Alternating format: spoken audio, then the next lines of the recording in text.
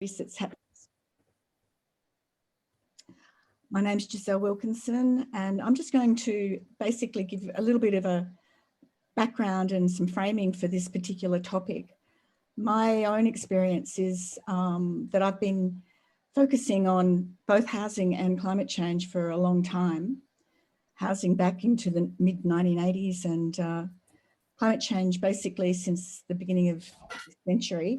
So this topic's perfect for me. I love the fact that we're going to dig into this today, and we've got some speakers coming up. I just wanted to give a bit of background on the climate change connection with housing, and I'll put some links up on into the chat. But if you get a chance, have a look at a little video called Homefront, 16 minutes. It brings to the fore the fact that we need policy development, that we're going to need emergency relief, that we're going to have to face the risk of simultaneity when more than one disaster happens at a particular time, and that we're facing a lot of disruption for the climate, the economy, food, energy, trade, basic instability. It's where we're heading. In the Reset Forum that we had in the Sustainable Living Festival earlier this year, we had one on the science of getting it right. And in that, Sir David King said, what we do over the next 3 to 4 years, I believe, is going to determine the future of humanity.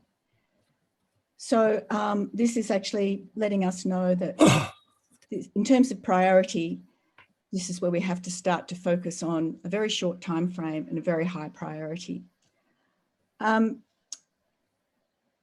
There's also a document that called the What We Learned About the Commons Through COVID-19 Pandemic. And in that, there's a quote that I wanted to give you too, which is that we need to bring homelessness and physical precarity to as low to zero as possible. And we need to build a fully sharing economy as a way for citizens to provide goods, services, and mutual aid systems for each other in ways that drive social resilience. So I think we know that, and that's what these webinars are bringing home loud and clear. But I just wanted to say that first we need to understand the full context of the crisis besetting housing and human settlements in Australia, including availability, affordability, inadequate design, and of course, overarching all the existential threat of global warming, climate change. How can we bring this understanding to the fore, shared across the housing sector and all the interlinked aspects of society and life? Because right now we're stuck still in the old model of siloing things, and it's very difficult to get cooperation across topics, across issues, across sectors. We have to be proactive about that and really reach out, I believe. What are the key actions we can take to ensure safe, affordable, sustainable housing, social justice and environmental sustainability in a safe climate and wellbeing economy for everyone? And that, I believe, is what NENA is aiming to extract from these webinars. We have to break it down and look at crisis accommodation, homelessness, the range of associated vulnerabilities, and the costs to health and financial viability that unsustainable and unaffordable housing causes. We have to develop savvy strategies to remove a raft of hurdles, including obstructive, risk-averse legislation and financing and equity issues in the currently prevailing neoconservative capitalism, and with our own self-blocking inner dialogues that tell us it's too hard, or we'll do it later, or something else has to happen first. There are a few things we have to factor in as well, including food security, water security, sea level rise, climate change migration, complexity aversion, and whole system change. Basically, we look like we're facing within the next number of years, between now and 2045, 2050, between 200 and 300 million people on the move. There'll be climate refugees and climate migrants. They'll be looking for a better, safer place to live. And what we've seen in the way of people coming desperate to our shores until now is not even the tip of the iceberg. So we need to be understanding our own issues that we have, that we're currently facing. They're right in our face. in our cities, in our country towns, in our country, but also to realise that we're part of the globe and we've got a very, very big global situation we cannot protect ourselves from or silo ourselves from, and nor should we. Being one of the biggest coal exporters in the world, we've got a moral duty to face up to that and figure out how we're going to deal with that. So I'd leave that with you as some background information. And now I'm going to pass over to Michelle, who will introduce the speakers, and we'll get stuck into the webinar. Thanks very much. Actually, we're handing over to Eleanor because I'm a speaker today. Eleanor, would you like to introduce the rest of us? Thank you, Giselle. Yeah, the speakers today, hopefully you can see them near the top of your screen. Michelle Maloney, Daryl Taylor, Philippa England, and Matt Daly. If you could all give a wave and say hello, and then we're going to kick off with Michelle, who has been doing a lot of work putting this whole thing together, and now she gets a bit of a platform herself, which will be excellent. Take it away. Thank you so much, and thank you, Giselle, for that very thoughtful introduction. I'm going to share screen. I have a few slides that I'd like to share. Just get them going. So thank you so much, and welcome everyone to our lunchtime session on day 3 of NENA Housing Week. As one of the co-organisers, it's also really nice to share with you some of the things we think about in some of the work that I do under my other banners, as well as NENA. But first, I'd like to acknowledge country. A lot of folks know this photo already. I use this and several others to remind me to take a deep breath before I do my professional work and think about country. Particularly in a session like today, if you could all have a think about where you live, work and play, and the beautiful plants, animals and evolutionary companions that you share your place and your journey with. I'd like to acknowledge the Yagara and Turrbal peoples. I'm in North Brisbane. I live, work and play on their traditional lands, and am deeply respectful of elders past, present and emerging, and in significant awe of the governance system they had in place pre-colonisation and post-colonisation that cares for country and cares for each other. As I always do, I also like to acknowledge, as a descendant of the European folks who came to this beautiful continent, the ongoing responsibility many of us have to try to decolonise our minds and our practices and indigenize ourselves to this continent. And that's a call for everything we do, including the housing sector.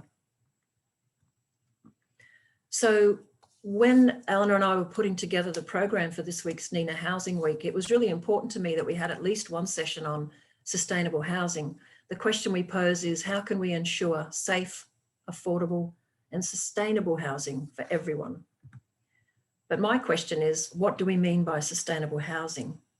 And we're going to hear from other speakers that are going to probably dig more deeply into the design aspects, the planning aspects, and all of the things we need to do to be human beings trying to minimize our impact on the living world. But my question is actually to go a little deeper into our obligation to other plants and animals. When we talk about sustainable housing, are we just doing that for housing, human housing, or are we actually thinking about sustainable impacts and sustainable development that allows the rest of the Earth community to thrive? Are we looking at the world from the human-centered worldview on the left in the pyramid, or are we trying to develop our own activities in light of the fact that we are just one of many members of the living community on this beautiful planet? My other hat, the Australian Earth Laws Alliance, or AELA, is an organisation that thinks about this an awful lot. And in fact, it was AELA that auspiced the birth of NENA, because we realised that discussing a shift from human-centred governance to earth-centred governance absolutely and must prioritise an engagement in industrialised societies with a discussion and an ongoing recreation of our economic system. So from the Australian Earth Laws Alliance's point of view, or AELA's point of view, anything we do as human beings has to consider not just other human beings, but all of life in the local place, in our region and bioregion, and our interconnection upwards into the atmosphere and the shared global commons. So for us, sustainable housing should support and not destroy the wider community of life. So I've just got some comments today that many of you are probably familiar with but they're just a skating over the top of some of the issues that we need to think about, in addition to the really profound social justice issues that we've already been talking about this week and will continue to do into the rest of the next few days. So just a reminder about the size of our human population and the housing that's going on. So we have about 25.5 million people on this continent. We are one of the most highly urbanized populations in the world. All my life through high school and university, it was always 86% was wheeled out. But more recently, it's hit 90% of our population lives in urban areas, and 50% of that lives in the 5 largest cities. And just a small reminder that Australian homes have grown phenomenally, actually, in the last 40 years, since the 70s. We now have some of the largest average floor space in the world for our homes. We were talking a lot about the 239 metres squared per house the other night. Other data shows 245 metres squared. I'm not going to go into much more data than that, but it's just a reminder that if our population is growing, if our housing needs are growing, and if housing sizes on average are growing, then we are taking up more and more space. And while 60% of our continent has actually been changed predominantly due to agricultural practices, and our urban area or the urban footprint land use is very small, urban development and and some rural housing development tends to be happening in the coastal fringes where there's very high levels of biodiversity.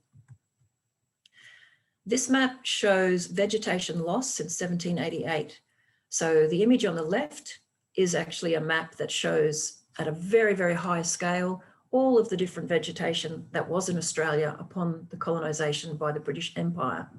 In 2016, you can see all the white spaces where either the original vegetation is gone or decimated to such a point that it is no longer what it used to be. Now, obviously, a lot of this absolutely coincides with the legal clearing of places for agriculture, but you can also see it happens to coincide with some of our largest human populations as well, in terms of where we live and the houses that we're going to live in. There's a remarkable group of people, a whole range of scientists, thinkers, writers, planners in Australia who've been doing a huge amount of work on the role of human beings, the good things we can do in supporting biodiversity and life across our cities. And again, although the footprint of residential development is much smaller than what we get up to in agricultural activities, over half of Australia's threatened species and ecosystems occur within the urban fringe. And accelerating urbanisation is now a key threat to their survival. Another big problem is a human-centred culture treats wildlife in residential areas in a very difficult manner, let's put it that way. Current urban planning often approaches biodiversity as a constraint. It's a problem. At the very best, we might be looking at offsets. At the very worst, we just don't care. We have greenfield site developments in the Sunshine Coast that are on a daily basis taking out forests where koalas live.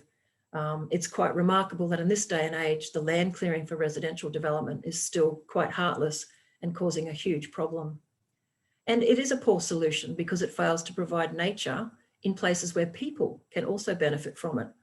If I had much longer, we could talk about the remarkable movements around forest bathing and nature play and the whole issue of reconnecting human beings with the wonder and the beauty and just the sheer good healthiness of being in nature, of being able to look up into the trees and see plants, animals, birds growing together in a big community of life. But right now, the Western legal system as a whole and our neoliberal economic system as a whole sees any barriers to extensive and ongoing growth as a terrible cost. And the offset projects that are happening around Australia, on the one hand, enable some planners to do good deeds for certain patches, but we're still seeing a really dangerous mindset that says we can destroy these parts of nature if we just pop a few trees in another part.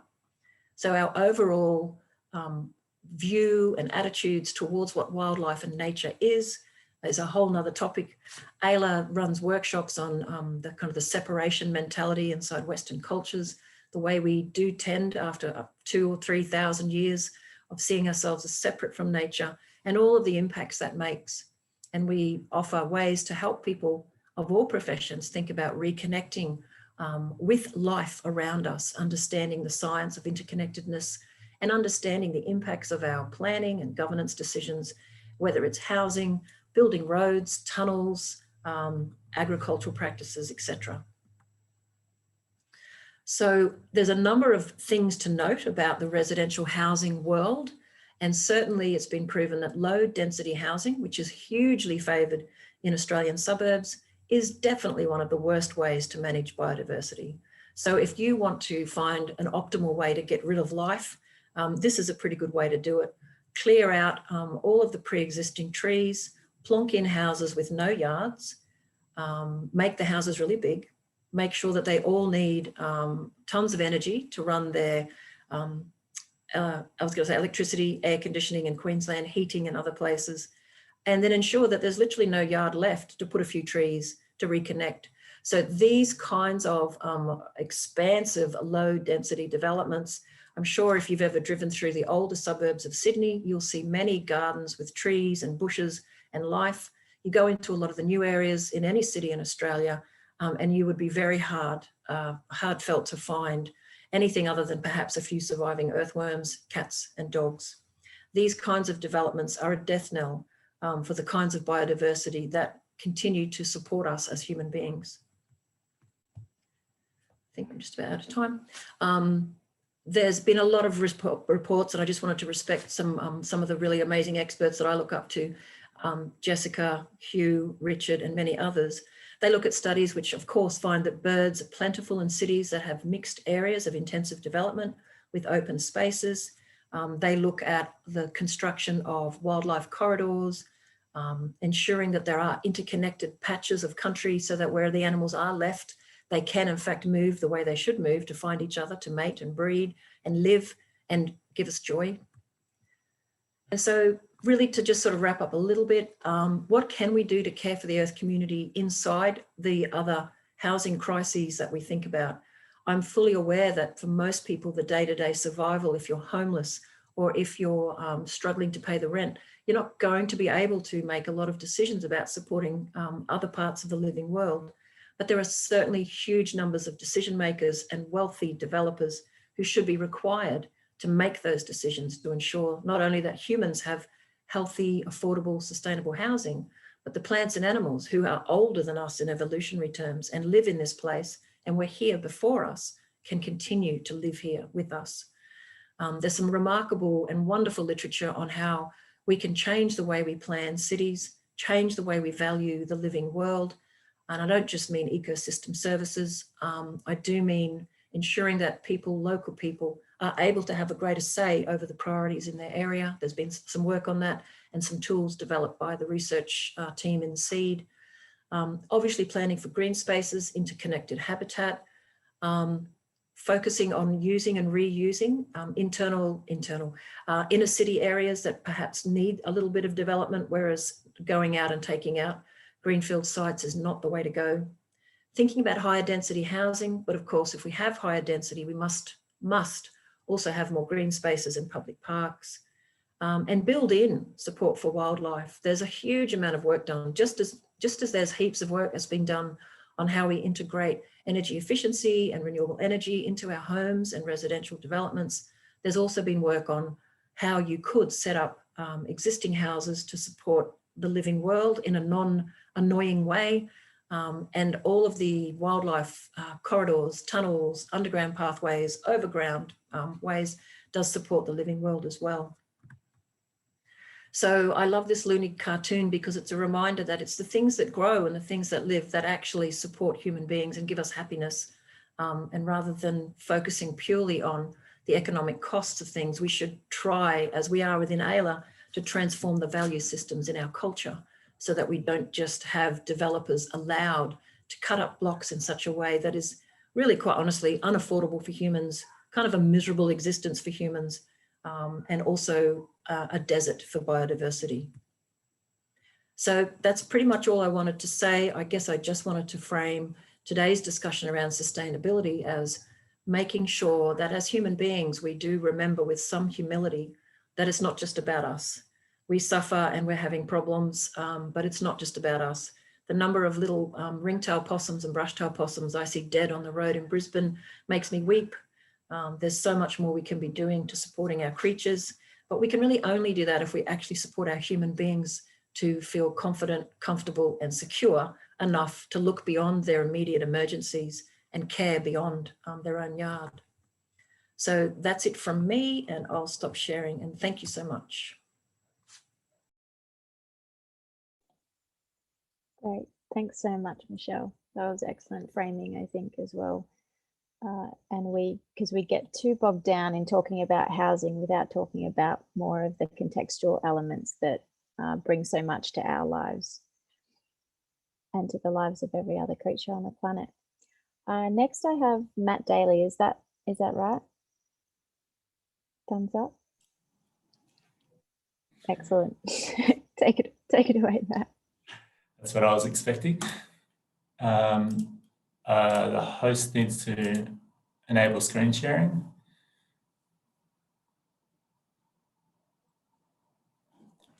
Yes, sorry, Matt, we'll get onto that right now. Okay, fantastic. Let me know. Yes.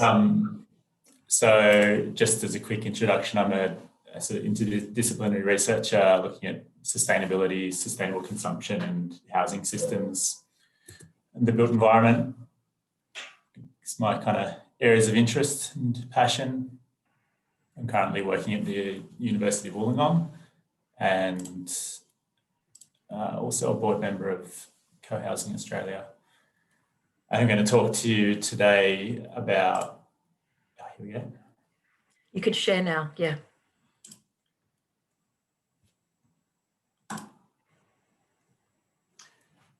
Got that? Fantastic. So I'm going to talk to you today focusing on collaborative housing, sort of alternative forms of housing and how that can link in with our consumption impacts and sustainability in this context of not just a climate emergency, but an emergency in terms of many parts of the Earth system. Just let me see. There we go, it's working. So I'll start with a little bit of context and then cover off a bit of an introduction to sort of the context around household consumption and how that links into our personal impacts and kind of the wider human societal impacts on the planet, some of the things that Michelle's been talking about. Then focus more on what I'm talking about by collaborative housing and how sustainability factors into collaborative housing, why I find it such an area of interest in terms of changing the type of housing and communities that we are living in to be much more holistically sustainable. And it's good to note every time I do a presentation with anyone related to NENA, there's always one image on my slides that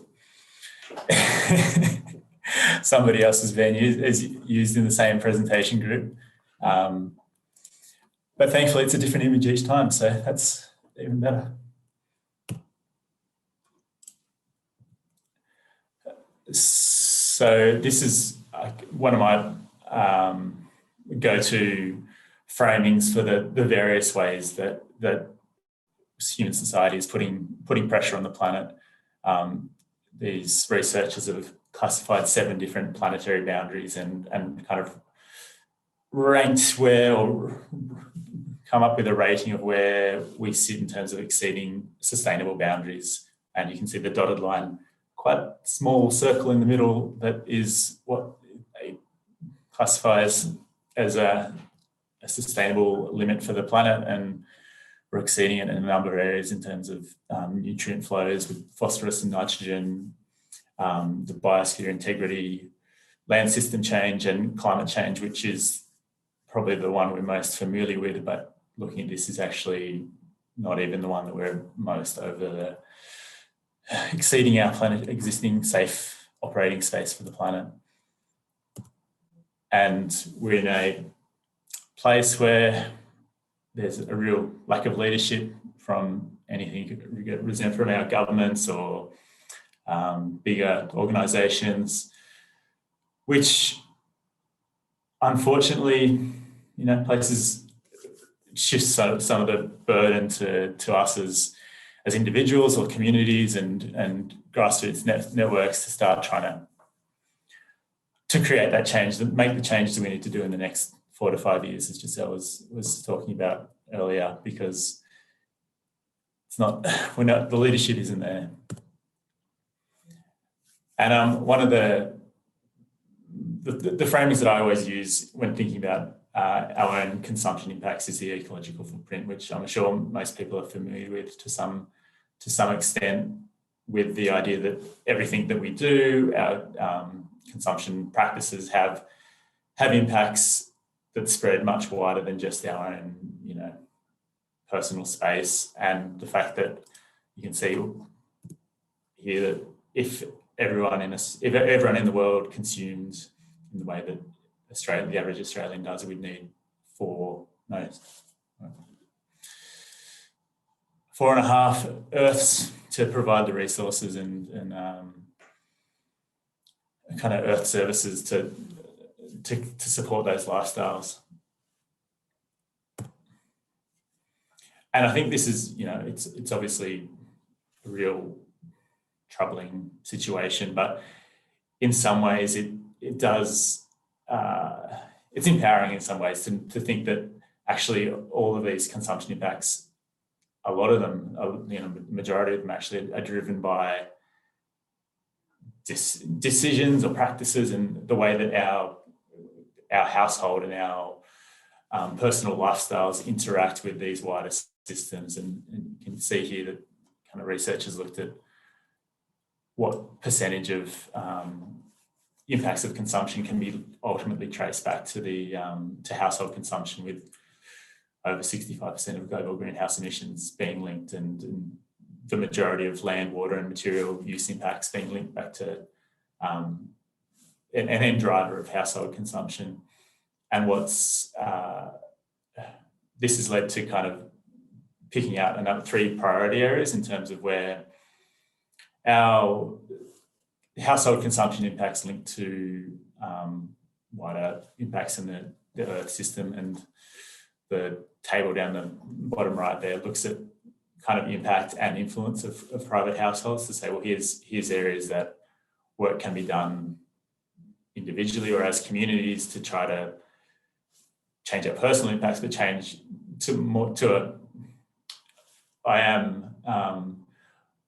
I don't like talking about individual change, because I think that's the burden of responsibility shouldn't be the individual, but it's also an area of action that we have, as well as trying to target wider system change. That's why I find it quite a useful frame to look at. And the home and housing, I think, comes into this. As I was preparing this presentation, I was going to start by looking more at what we talk about when we talk about sustainable housing at the moment, which I think is often quite limited in terms of, do you have solar panels? Are you using energy efficiently? But really, the home is the nexus. It's the heart of our personal lifestyles, which have impacts across a far wider range of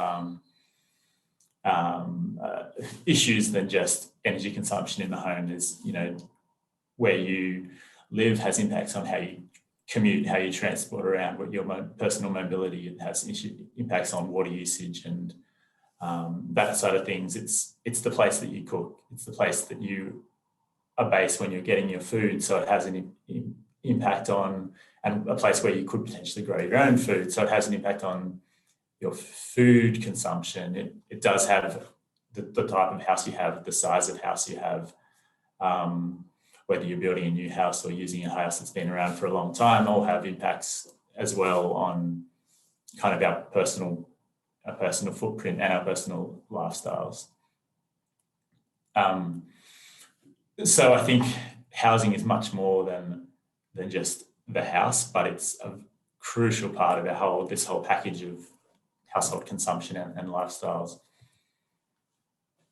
And we've Michelle touched on this, and I think it's again something that we're quite across the housing system in Australia has many kind with it, ranging from affordability and the impacts that has on people's quality of life, and also kind of wider impacts on the economic system and how that plays into consumption, declining trust in the quality of housing, the big issues that have been in Sydney recently around houses not even built to last, to structurally and waterproofingly up to basic standards, which has, again, implications for energy efficiency, which our minimum standards for energy efficiency in housing are pretty lagging behind international standards as they are. But when people are worried that the house they may be buying isn't structurally safe, energy efficiency isn't even going to be the top priority there. And the issues of increasing social isolation and loneliness in the Australian population, and the way that housing and housing types and how housing enables and informs social interaction, another issue there, and also the changing demographic and ageing population again. And this is, I think, asks the question of how should we be reshaping the housing system and the way we design and live in our homes to create the kind of flourishing, sustainable communities that most of us do want to live in. And it's a big problem. The thing that I think is a very promising space in terms of working to create a different system that delivers more sustainable, flourishing housing communities is this concept of collaborative housing, which is a term I've kind of often used now, but can be referred to in a number of different ways: sort of resident-led housing, community self-organised, co-housing, intentional communities, deliberative developments. A whole lot of different concepts around providing housing in a different way that looks at addressing a lot of those shortfalls in the current housing system. This is 7 different types of collaborative housing that we looked at as a part of a project I worked with at UTS, and there's a great website. There was a resource that came out of that research at the bottom of the page there. But sort of collaborative housing is generally used as a kind of quite a broad phrase to capture a lot of different alternative types of delivery. And within those, there's some that I think are more, are better than others, and like address different types of issues and have better chances, a better predisposition to deliver sustainable housing types. But I think the typical characteristics of a good collaborative housing development kind of fall into 3 different areas. One is that the future residents are involved in the design process, which means people building houses that they're going to live in that meet the needs, their personal needs, and also their understanding of society's needs from what housing could deliver, which is a change from the speculative model of development and financialised model of development we currently really sit firmly in. Designs that emphasise both private and shared spaces, and try to encourage informal community interaction, and developing a community where residents are involved in the governance, not just in the design initially, but ongoing over the lifespan of that community. Huge diversity of what this can look like, but often there's a focus on reduced environmental impact because that's obviously such a big issue in our society. And I'm going to skip through this one quite quickly, but there are, because of the characteristics I just talked about, collaborative housing is very much something that is generated by the residents or should be generated by the residents who are building it. So it can take on a number of different forms, but there are, depending on the structure, there are ways to look at tackling some of those key issues around affordability through kind of cutting out some of the developer profit, or using land in different ways, or incorporating community land trust structures. there's the sort of intentional sustainability, some of the interactions and trying to encourage community interaction to tackle issues of social isolation. Around sustainability, which is what I'll talk about a bit more next, there's kind of direct sustainability benefits and also the enabling factors of creating a more intentional resident-led housing community. And then there's the structural incentives behind people building and designing a house for themselves that incentivises better housing quality and reduce building life cycle costs over the long term, because they're the people in the design phase who are better for it over the long term, and the ability to be flexible to target changing demographics. And why, from my background in sustainability, I've been particularly interested in this is looking at the studies that have explored ecological footprints and carbon footprints of co-housing and eco-village communities, and found generally quite significant reductions over an equivalent mainstream community. So there's a bit of a variation, but from up to 25%, so 75% reduction in the personal footprints of people living in some of the communities at the top of the graph, to an average of around 50%. And the ones that go over, I think, were quite anomalous in the reasons behind that.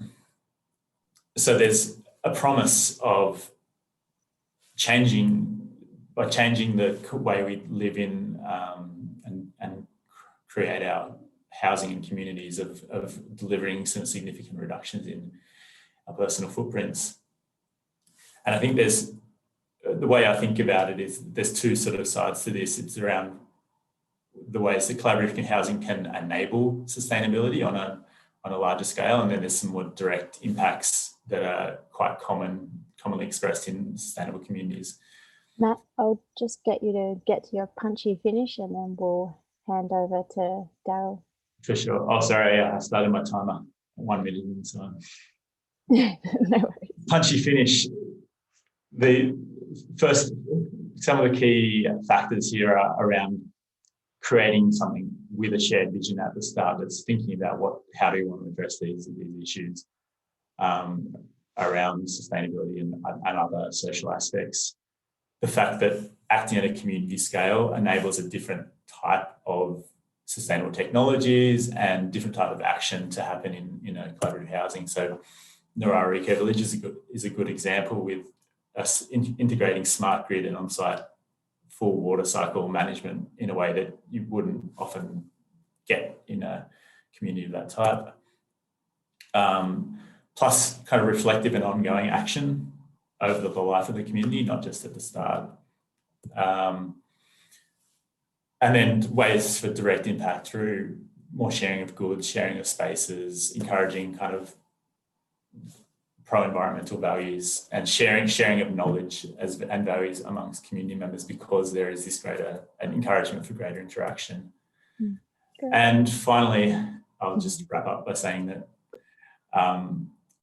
while this is quite niche and it may be a way for people to look at reducing their impacts a lot, there are pathways for benefits beyond just the people that are living in what's always going to be a small number of communities in the overall housing system in Australia, through kind of encouraging more spread of communities of this type, but also influencing the mainstream population through spreading key practices and key elements across the mainstream.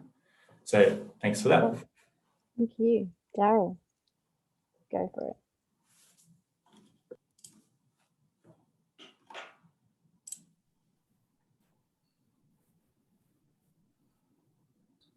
Hi, everybody. Thanks so much, Eleanor and Michelle, for the opportunity to speak today. I'm going to speak about my experience through Black Saturday, and particularly involved in the recovery and some of the ground that we covered around housing. So just a little bit of context. We the area, there were 770 houses lost in the 2009 bushfires. 118 people were killed in the immediate area. So it was an extraordinary time afterwards. And I think what really struck me was just how flexible people can be with housing in the aftermath of a disaster. So one of the things that was extraordinary was how within a couple of days, the people that wanted to stay in our area were able to be housed, even though there was a lot less housing infrastructure. So just that willingness to share infrastructure was what struck me. It took us 12 months before we got our first building back on our property. And in that time, we were able to stay in Kinglake, and my daughter was able to have continuity with her primary school education. So yeah, just the incredible flexibility, not just in our immediate area, but also to the south. So particularly the Eltham, Greensborough area, there were an enormous number of people who made housing available very quickly for people who were displaced. So not only were we able to be creative in the Kinglake Ranges, but we're also able to be creative in the catchment directly below. So what it told me was that there was a lot of latent housing that was available that could be used. And certainly there was a group of women, Eltham Greensborough area, who worked with real estate agents to liberate housing in the area. So, you know, there's an enormous number of underutilized resources in the ecosystem that was just clear after Black Saturday. So just a little bit of introduction with regard to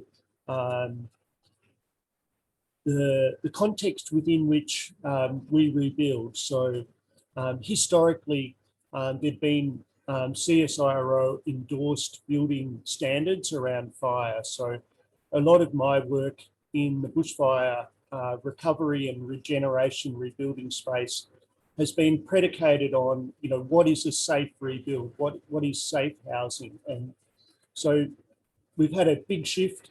Governments in particular have been less interested in people defending their own homes. And I think that's, you know, out of concern for legal responsibility and legislation. So this idea of leaving early has sort of started to take hold rather than the historical stay and go. Or actively defend or shelter in your home. So we all know that in a bushfire, the safest place to be is in your own home. One of the challenges, I think, I served on the prescribed burning state government working group for 2 years, and you know, just to meet the targets around prescribed burning was always going to be impossible. The recommendations that came out of the Royal Commission wanted landscape burning at 6% of Victorians' area each year, and it's proving to be impossible, partly because the window of opportunity with climate change is closing. So the ability to do the requisite prescribed burning is being taken out progressively. I think this also, the same dynamics are going to mean that people maybe who live in fire vulnerable areas in Australia, you know, the driest continent, the most fire-prone continent on Earth, that's going to mean people needing to leave their homes potentially, you know, as many as 20 or 30 times a year. You know, if we follow what the ecologists and the climate scientists are suggesting, by 2050, we may no longer be having winter as we know it. Certainly today, we're having winter. Where I live, it's freezing cold and raining very heavily as I'm speaking. But when we look at the trends, if indeed we are looking at a future where there is no winter in Australia, then we're looking at potentially fires 12 months of the year. And so that might mean people needing to evacuate their areas 20 or 30 times. Now, if people are having to do that in a calendar year, one can see that eventually people are going to tire of that regime, closing down schools, closing down businesses. It's just not going to be a viable way to live if you're living in peri-urban areas where there's forested ecosystems. And so if people are following a program of leaving early and then they eventually stay home, two things are obvious. Their house probably wasn't designed to be a good shelter in a fire, and they haven't gone through the necessary preparation about what does it mean to survive a fire. So I think people end up at greater risk if that strategy of leave early is something that ultimately becomes unsustainable. So how do we build then defensible housing, and how do we also ensure that the population in fire vulnerable areas are ready and prepared for fire? So for a lot of our most fire vulnerable areas, there's been a shift away in the political economy from working jobs on the land to super commuting into the city. So potentially having a 3-hour commute on any given working day. So people who are having a 3-hour commute are also missing out on participation in the ecological and the climate dynamics, the weather dynamics where they live. So if your predominant experience is of a windscreen driving through an ecosystem into the city and then coming home, leaving first thing in the morning and getting home at night, you're not actively participating in the landscape. So, we get drier weather and we get less humidity and we get increasing levels of fire proneness, but it doesn't necessarily seep into the consciousness the way it would have, maybe 50 years ago when people were predominantly working in the food production, forestry or fishing industries in this area, where people were actually participating in the landscape and where eco-literacy was much greater. We also saw a massive change in our area. We're a national park community, and Kinglake is a national park town. It's the most fire-prone township in the world, human settlement in the world in history. So, our identity is very much around fire vulnerability, but we lost our ecological education programs in the 1990s. There were major cutbacks in resourcing for Parks Victoria. So the kind of literacy that was right throughout the community, because every primary school kid was immersed in education about the sclerophyll rainforests and the fire risk and those kind of things, that literacy has dropped off in the intervening 20-year period, despite two major fires this century. So just by way of framing, we've got to do all of this kind of planning and preparedness around our houses and our communities in the context of a massive change. And the massive change, I like to frame it in the way Stephen Pine frames it. So looking at it in terms of a pyrocene, so that, as the fire ape, our species has projected us into this new future. So we've moved out of a series of ice ages into a fire age. And the fire age means that we're not just vulnerable to fire. So it's not just about how do we design our houses for more fire. Being in a pyrocene means that progressively we're going to melt the world's ice systems. And so the climate change that's going to come from moving into a fire age is not just about fires, it's also about droughts, it's about floods. Because of the change in the way the ice packs are situated around the planet, the two poles and also particularly the Himalayas, we're going to be looking at destabilization around the tectonic plates and also the fault lines. So that brings with it more volcanism, and it brings with it more earthquakes, as well as cyclones and tornadoes, hurricanes and fires. So, by moving out of an ice age into a fire age or a pyrocene, we're moving into an increase in all forms of natural disasters as we know it. So what kind of preparedness does that require? We learned on Black Saturday that it wasn't just about the immediate environment. It wasn't just how many trees we had 30 metres from the house. The fire that so devastated our community was generated over 100 kilometres away.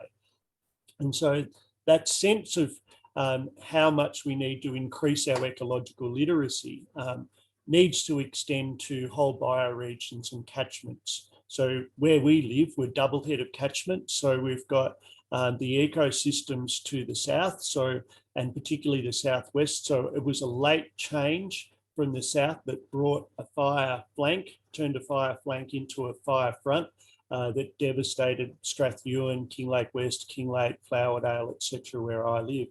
And so that has to be on people's radar, particularly when emergency services warnings fail. So our preparation was predicated on getting a warning from the CFA, and when there was no warning forthcoming, we were doubly vulnerable because the additional preparation you do when you have a warning, and also the bunkering down and the securing of all the resources, wasn't able to play out. And of course, there was a royal commission into why that warning didn't come on Black Saturday, when the emergency services chiefs had a clear briefing about the vulnerability of our communities at 12:30 in the afternoon. The fire didn't come through until 5 p.m. So that kind of, the kind of thinking that we need to do, the kind of preparedness work we need to do, needs to be across whole landscapes. And our current political economy and our governance structures really doesn't allow that. So the kind of fundamental change I think we need is around, how do you do community preparedness, and how do you do that place-based preparedness, and how do you do the governance for that, and how do you also evolve a political economy that supports preparedness for disaster preparedness. Certainly with everybody driving down to the city each day, there's not the time available nor the resources available for people to do adequate preparedness, and the preparedness needs to go beyond individual households. I saw really good extreme efforts from people who saved a house, then went across the road to save a relation in a block of flats. And while they were doing the second heroic effort at saving people and putting out a fire in a house, their house that had been previously saved was burned by the neighbour next door's subsequent fire at their house. So, it needs to be how we actually work as neighbourhoods, not just at individual household level. At the individual household level, I think we need to, if people are saying that we need to make significant change in the next 3 to 4 years in order to, make traction on climate change, I think we can kind of see that there's enormous inertia in the system and enormous momentum in the wrong direction with regard to how we frame economic growth and environmental and climate change initiatives. So I think it's fair to assume that that kind of change is just not going to be made, not in that incredibly short time frame. So how do we then do the kind of preparedness work that we need to do? So in my instance, I'm looking at, what kind of housing is going to be viable this century in a fire-prone area like Kinglake. And so for me, the choice was about putting my 2-bedroom mud brick house, which I managed to save most of the infrastructure after getting back to that house on Black Saturday from friends' houses where we weathered the firestorm, putting that infrastructure underground. So looking at terratecture or biotecture, ways of reimagining our housing infrastructure so that it's both off-grid in terms of energy use, so not the standard model where you've got to add heating or cooling, but looking at, how can we use both the earth to insulate the house and also protect it from both fire and also from heat in our area. So, looking at, what is the kind of retrofitting that can be done with existing infrastructure. So I built an Earthship, which is a form of biotecture, and under the same roof I put my old house, which I then put underground to the southwest, south and southeast. So being able to create a berm that allows fire to flow over the top of the house was part of the design principles. So rather than having fire just hit a vertical wall, it was how do we design something that enables fire to pass over. And then also not just individual houses, but how would you design whole settlements so that fire can flow over the settlement and have much more fire resilient settlements, as well as doing the preparedness work. When one looks at one's home, I need to kind of think, like, if you look at the 2019, 2020 bushfires, the Black Summer fires, you know, it was inconceivable to even imagine 3 billion animals being killed and the ecosystems being laid waste. I think one of our challenges here, the ecologists that have done the modelling on the Great Forest, what we're hoping to have state Daryl, government. I might just jump in because you don't take a breath. I don't know how, but 2 minutes or 1 minute? Yeah. 1 minute. Yeah, sure. So, you know, our home then needs to be thought of as, you know, the forested ecosystems. And, you know, my longer term goal is to look at ecosystems like we have Gondwanaland rainforest in the area. So we have one particular part of the landscape where the species mix hasn't changed for 250 million years. Now, ultimately, that's super vulnerable to fire. You know, just as in 2016 in Tasmania, when those ecosystems were lost, they're lost forever, really. So, you know, how do we also look at regenerative forestry? So at the moment, the modelling that's been done and, you know, what's playing out around the world is these forested ecosystems will be lost to scrub through too frequent fires. So, you know, the work that we do in looking at sustainable settlements, in looking at fire resilient settlements, in Australia, it needs to look at our pyrophilic landscapes and also our hydrophobic soils. So how do we rehydrate landscapes and how do we create more fire resilient ecosystems, as well as the communities that live adjacent to or in their vicinity? So yeah, a few things just to throw around, that it's not just about the housing, it's about our relationship with the broader landscape and the climate. Thanks, Daryl. Amazing. Only you can throw around all of that so succinctly. Philippa, over to you. Thank you. Thanks, Eleanor. Can everybody hear me okay? Yes, loud and clear. Good, thanks. I just want to share my slides as well.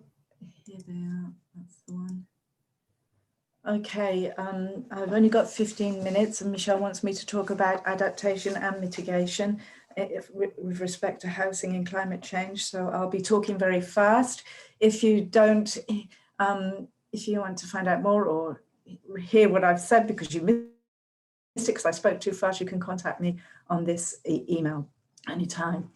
Okay, so with respect, I'm going to talk firstly about mitigation. That's our need to reduce our emissions in the building sector, and then about adaptation, just to give you some thoughts.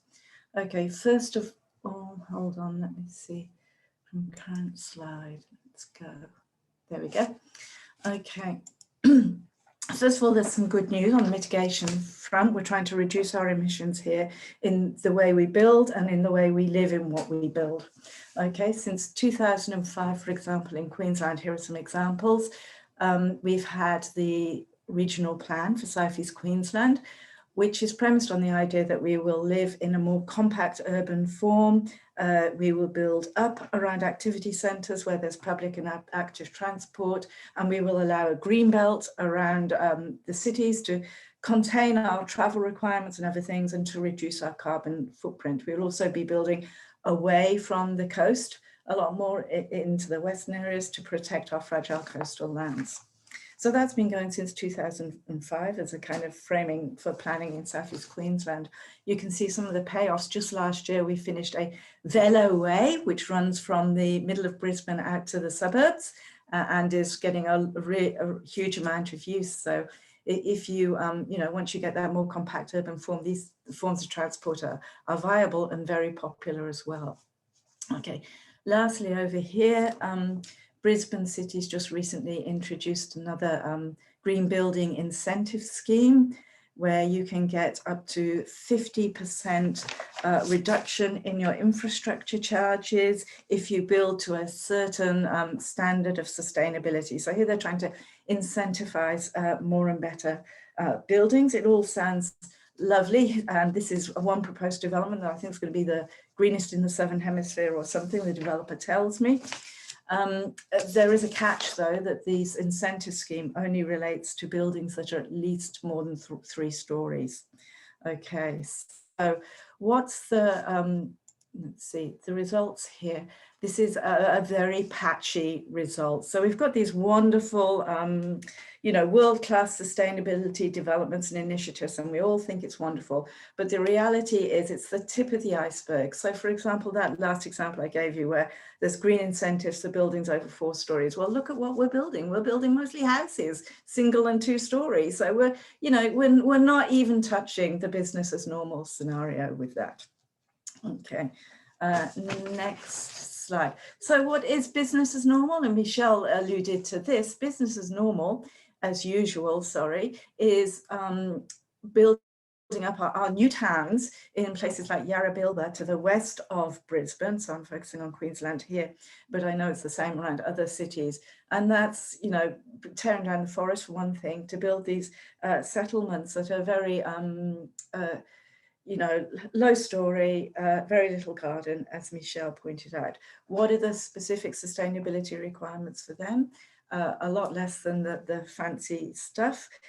We have the National Construction Code, and in Queensland we have the Queensland QDC Development Code. So between them they say you have to achieve a 6-star rating for houses and townhouses, or in Queensland a 4.5-star rating, and then add on to that a solar panel, 1.1 kilowatt solar panel, and an outdoor living area. So just bear in mind that what's 6 stories in Australia is not what's 6 stories in the rest of the world. It can be significantly lower. And there are also exemptions from that. For example, a lot of this is by state development, which isn't governed by some of those rules, I think, I'm not sure.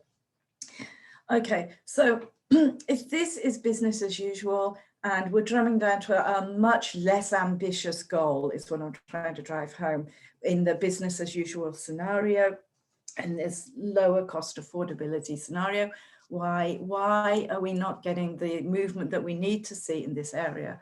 Well, the reasons are, of course, that the development lobby, which has the perfect forum in that it has the National Construction Code, which gets revised every 10 years. So it's got the perfect place to lobby hard to keep its what it perceives as its interest as a low-cost product on the market and cheap to build. Okay, but I'd argue that this is also a viewpoint that's perpetuated by government policy, which is to, you know, when we support the business, the construction business, we can also support the building of affordable first home buyers and move into the home buying market. And that's problematic, as we all know, as long as government continues to see that the way to you know, support affordable homes is to build very cheap homes, which the construction industry also wants to do because people can only afford a certain amount at purchase price, then we've got problems for sustainability. So we need to change that paradigm and see that, you know, the long-term costs, and we need to be driving up the regulatory standards for everybody so that then the price will just be flattened out across the industry, I would say, in a competitive market. Just to let you know, there is some good news here in that 2019, the standards for commercial buildings went up, a 35% reduction in efficiency, energy efficiency. And next year, they're looking at the residential sector in particular. So if they can be that much more ambitious for commercial buildings, let's hope they'll aim to be more ambitious for residential buildings here. For example, in the commercial sector, they're now saying we're going for increased stringency for energy saving to a point where the value of energy saved outweighs the increased cost of construction. So that's kind of what we want to see more recognition of for residential buildings as well. Also, I noticed Sydney is planning to do a net zero emissions for its new high-rise buildings, is having a look at that.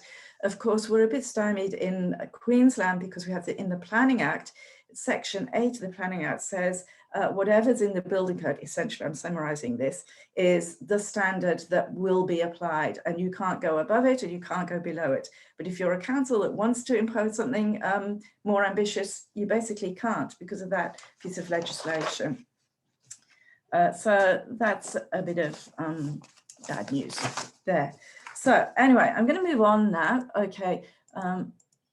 I'm not going to talk to this slide. If you want to hear my viewpoint on 2 stories versus single stories buildings, we'll come back to that, ask me a question about it. I'm going to move straight on into adaptation here and give you a few points here. Now, my main point from the point on the climate mitigation idea was that it's a very centralized system, and that facilitates the development lobby influencing what kind of regulations we get out of it and keeping it relatively low, and government's a little bit complicit in that. Okay, now when we turn to adaptation, it's a little bit in reverse, because we've actually got a very devolved system that's not subject to national regulations or anything. Interestingly, it's a very bespoke system. The justification for that is that the impacts of climate change are going to be felt very differently from region to region, place to place, site to site. So you've got to have a much more tailored and sort of bespoke solution.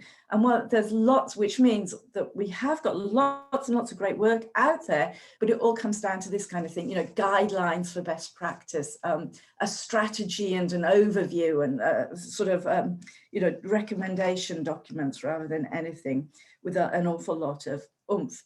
So to give you one example, this is from the Australian, this is about flooding. This is from the Australian Rainfall and Runoff Guidelines books, which is how to take into account climate change in your new builds and the impacts for flooding. And that's how you take it into account effectively, by a decision tree involving 6 major steps.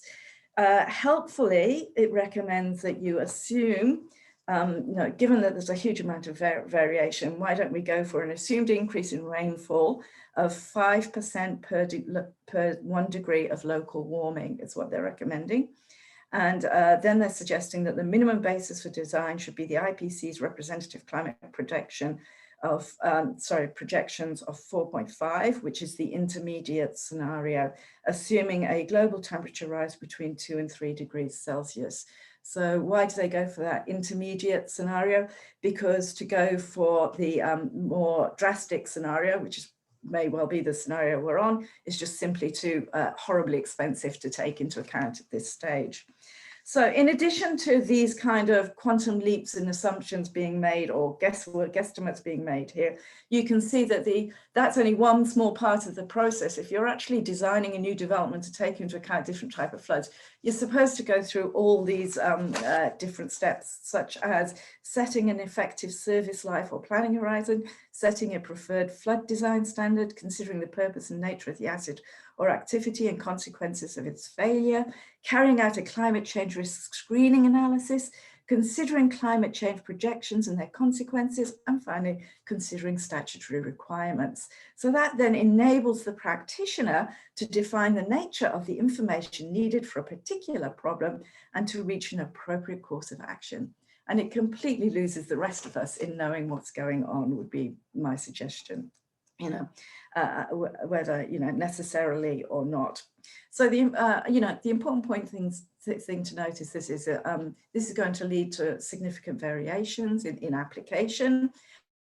And at the end of the day, this is only a guidance document, because this is your best practice guidelines sort of document. So we have all this good work out there, all these great models and all these great recommendations, but as a community, it's hard for us to understand what's going on. And we're also, yeah, it's hard for us to understand what's going on. It's hard for us to know and to assimilate information about what exactly is going on. Now, that's not to say, just briefly, I hope I'm still on track for time, there are some statutory requirements out there. In Queensland, we have the state planning policy, includes a planning policy on adaptation to natural hazards, including flooding and the impacts of climate change to some extent. Terminology a bit scary there, which tells me, I'm very lucky, that development in bushfire, flood, landslide, storm tide inundation, or erosion-prone natural hazard areas will avoid the natural hazard area or where it is not possible to avoid the natural hazard area, will mitigate the risks to people and property to an acceptable or tolerable level, which, you know, inspires me hugely with confidence. And I look at that and I think, well, what exactly is a natural hazard area? There's not a uniform definition of that. It's certainly not for flooding. What does it mean to avoid the area? When is it not possible to avoid the area? What's an acceptable level of risk or a tolerable level of risk? They do have a few definitions for that. They tell me that an acceptable risk, for example, is one that individuals and society can live with this risk without feeling the necessity to reduce the risks any further. How helpful is that? A tolerable risk is society can live with this risk, but believes that as much as is reasonably practical should be done to reduce the risks further. So there you go. I'm not entirely fully informed by those definitions. And all I can say is good luck getting society and individuals to agree on these risk notions. Okay, there are some more useful principles for flooding there, such as development should support and not hinder disaster management capacity and should avoid increasing the exposure or severity of the hazard on the site or to other properties, etc. So it's not all entirely bad news. But if I look at these documents and also the, you know, the guidelines and policy documents, I see in summary that there is plenty of really great guidance, but not much in the way of hard and fast rules.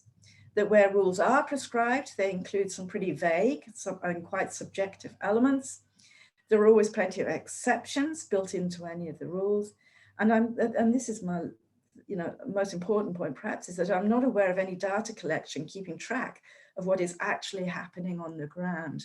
Now I realize that because we've got these tailored solutions and it's going to vary from one region to the next, it may be hard to do that data collection, but without it, we are left into the dark actually knowing how resilient our building stock is now and is becoming. So I'd say, you know, if I was thinking about what the priorities are here, hold on, I don't think my husband realized I'm talking. There we go. I'd say on the mitigation front, our priorities should be to really toughen up the regulations at the national approach and get rid of sections in the, for example, in the Planning Act, which say you can't go above and beyond that. Say those are the minimum, but you can do more if you want to. Because I'll just get you to wrap up. Okay, I am in the process of wrapping up. That's fantastic. Excellent. Okay, because presumably, you know, the profitability of land in the Brisbane CBD is much greater than outside, so there should be different standards of plan, etc. Okay, so that would be my recommendations for mitigation. For adaptation, I think we really need to have some more transparency and some more data collection about what is actually happening in this thing, because we don't really actually know at the moment, I don't think. Yeah, I did have a last point to make about a lawsuit, a regrow case, but we won't worry about that. Thank you, Eleanor. I'm done. Yeah. Thank you so much. I think we could easily have a whole week just on these issues, and I think there's a lot of material that can hopefully be covered by some kind of collaboration between AELA and NENA and Co-Housing Australia and some shared working groups, I think, focusing on all of these issues, because there's definitely a lot of interest and chatter in the chat line as well. Are there any questions that you've seen, Michelle, or any of the other speakers that you'd like to respond to? There's a fair bit of chat around the issues of eco-literacy. And yeah, I thought I might speak to that one just briefly. Thank you for the question, Giselle.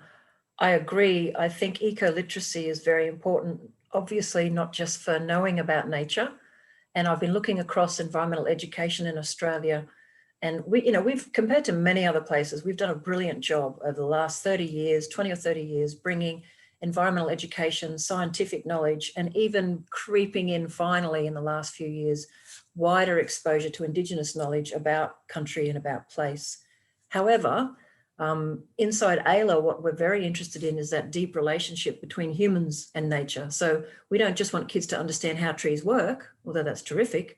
We want them to understand how their decisions and their collective decision-making processes impact on nature and how we can do things differently. So that's the kind of ultimate expression of shifting from a human-centered to an earth-centered worldview. And I was going to say, we've done our very best to do what we can do in our teeny tiny capacity to bring that to as many people as we can over the last 7 or 8 years, including just recently running a really amazing couple of workshops for 10 to 13-year-olds with these scenarios with rivers and forests about how their decisions and how they make decisions and what they value can either level and destroy the place or support and enhance, the resources they have and the Mother Nature's capacity to replenish herself. So groups like AELA focus in on the governance aspects, the human decision-making, how we can rethink doing stuff better. And I'm sure everyone out there has great examples of other people who are doing really good eco-literacy. But I guess I would say that when it comes to understanding the political power structures, the processes making decisions, the barriers to doing earth-centeredness, and even understanding the deep human-centered nature of our Western culture, I don't think that's being taught as much or shared as much as it should. So if anyone out there wants to play with AELA or do more of that with us, please let me know, because that's one of the things we're trying to do is get decision makers, not just kids, high school students, but grown-ups, professionals and decision makers really rethinking what they're up to. Giselle, do you want to jump in too? Yeah, I was just thinking when you were talking, Michelle, it breaks my heart, but I see that notions of ecology, wilderness, nature are all too easily made to be arm's length and are left to other people. It's sort of like, people can say, yeah, that's all great, that's there, but that's not my life. My life's what I'm doing. And this is a separate thing.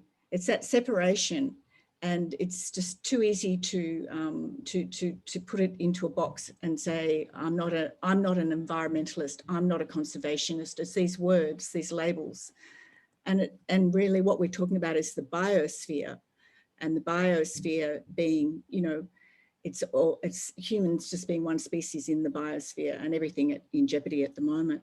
So somehow or other, in some way, we have to try and adjust our language to be more inclusive of people who don't see themselves as environmentalists. I've actually, I actually say now I'm not an environmentalist because I'm about social and environmental sustainability. And I even write that as one word. Social and environmental is one word, sustainability, because they're so entwined.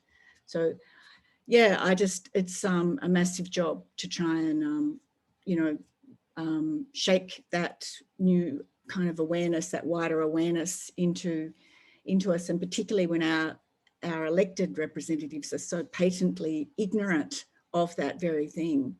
It's a cause for despair, but I guess that's also an opportunity that we can explore. So yeah, I'd love to be part of the discussion. Yeah, I agree with you. And I guess I just want to plug NENA again.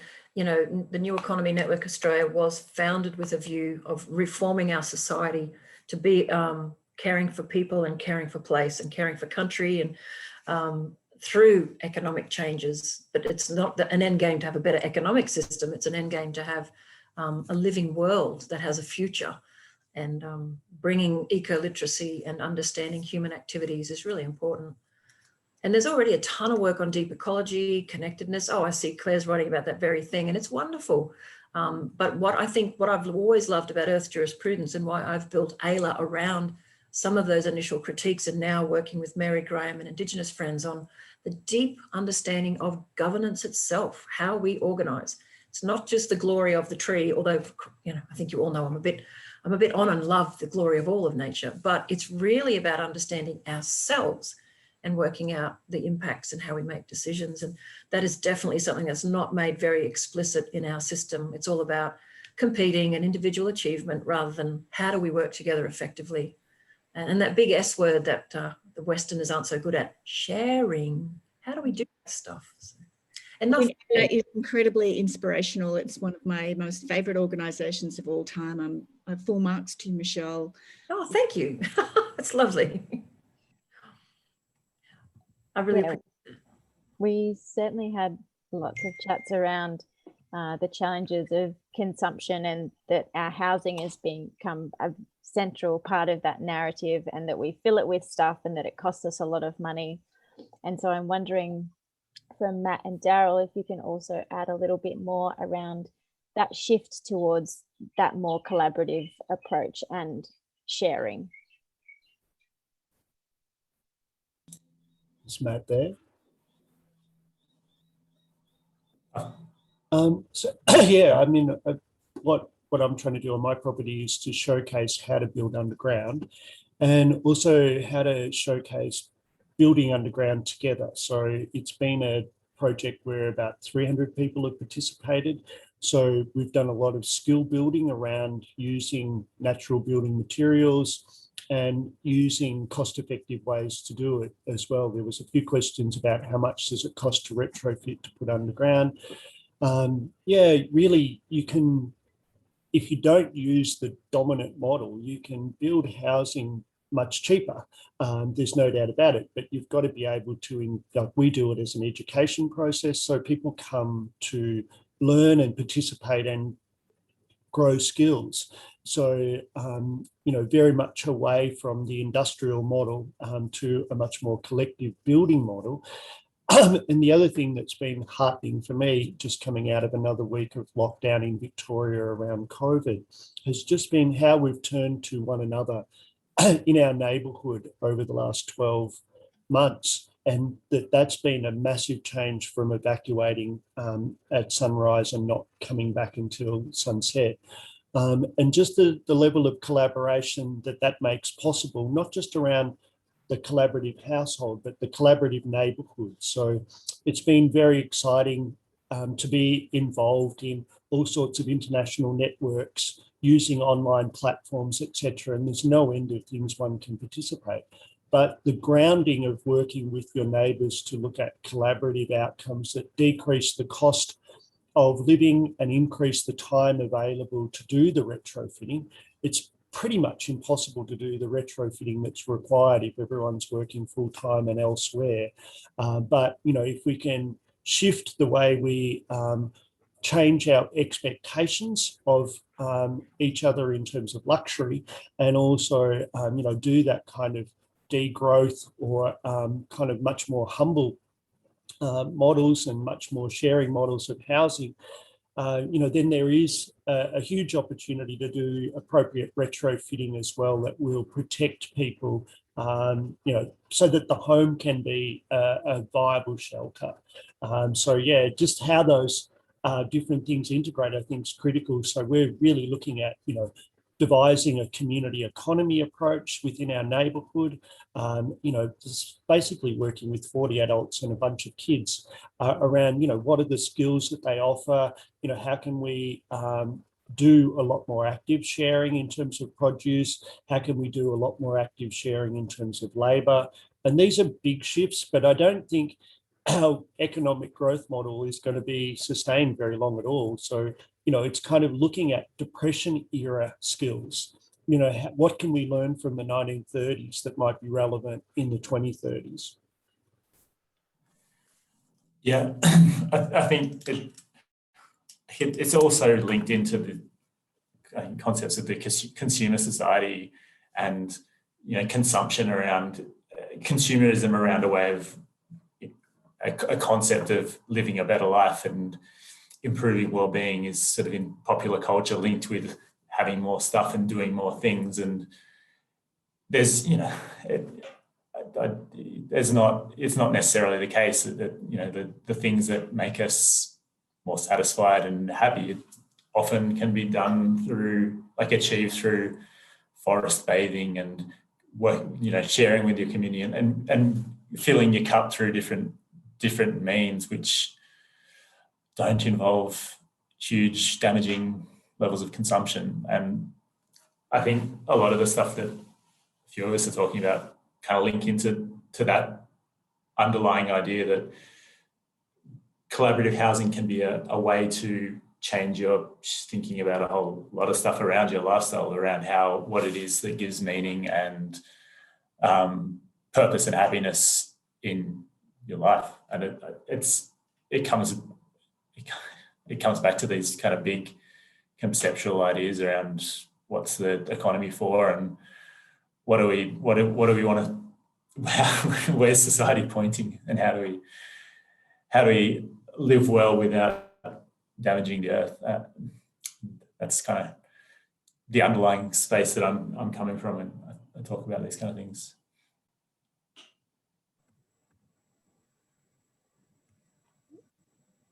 Great, thanks, Matt. We're coming up to the end of our time, so I might just get one sentence to close, maybe from each of you. Well, I'm always fairly quick. My sentence would be, as part of our overall reform measures for safe, sustainable housing for all, we must ensure collective resources like taxation, funds, subsidies are included to enforce and create better developments of human housing so that the living world can be part of that in all of its effective ways. Wow, that was a long sentence. Trust a lawyer to abuse the rules. Thank you.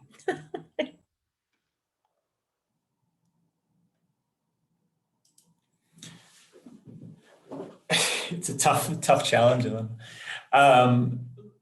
I think from a housing perspective, to think about how housing sits in this whole, as a position within our whole lifestyle, and how it plays into different aspects of consumption across all different areas, and being conscious of that, both as you live and as you look at and build housing.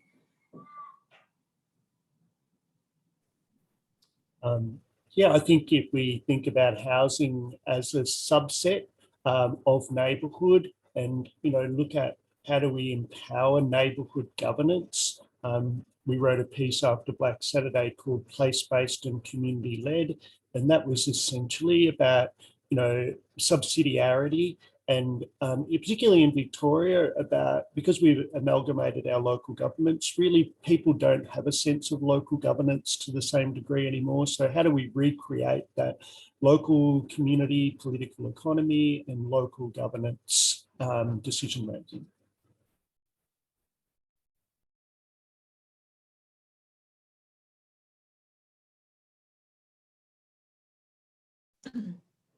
I guess I'm slightly more mundane and specific in the way I presented my talk. If I would want to focus on two things, I'd say for mitigation, let's get those residential regulations really strengthened next year.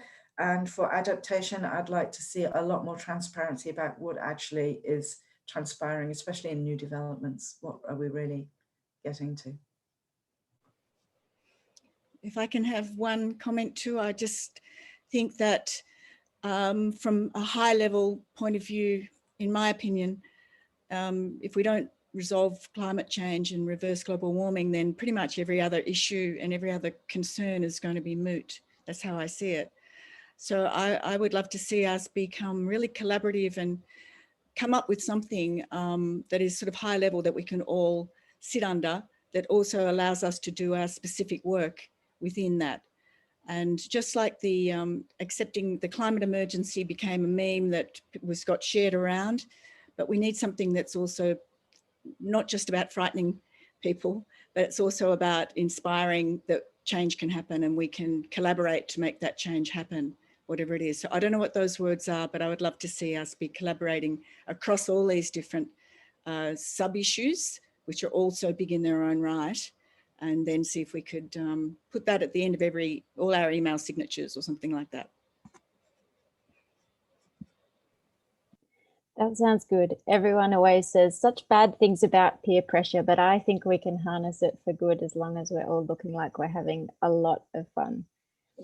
Thank you everyone so much for coming along. So many amazing speakers. I could let you talk all day and I would just sit here quite happily, maybe with a hot drink, but thanks everyone for attending, and we have another session tonight starting at 6:30.